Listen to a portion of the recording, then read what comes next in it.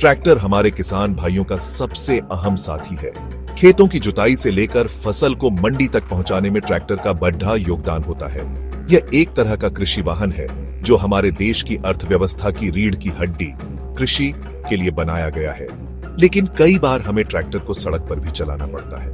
ऐसे में यह जानना बहुत जरूरी है कि ट्रैक्टर के लिए भी सड़क पर चलने के नियम होते हैं, ठीक दूसरे वाहनों की तरह। ट्रैक्टर भले ही धीमी गति से चलता है, लेकिन यह एक बड़ा वाहन है और इससे दुर्घटना होने का खतरा बना रहता है।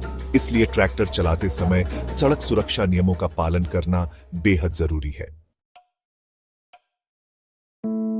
ट्रैक्टर का इस्तेमाल मुख्यतः खेतों में होता है, लेकिन कई बार किसान भाइयों को अपनी उपज को मंडी तक पहुंचाने के लिए ट्रैक्टर से सड़क पर जाना पड़ता है। कई बार खेतों तक पहुंचने के लिए भी सड़क पार करनी पड़ती है। ऐसे में ट्रैक्टर को सड़क पर चलाते समय सावधानी बरतना बेहद जरूरी है।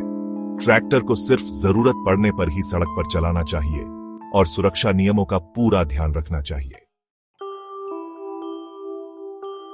भारतीय मोटर वाहन अधिनियम 1988 के तहत ट्रैक्टर को भी एक वाहन माना जाता है।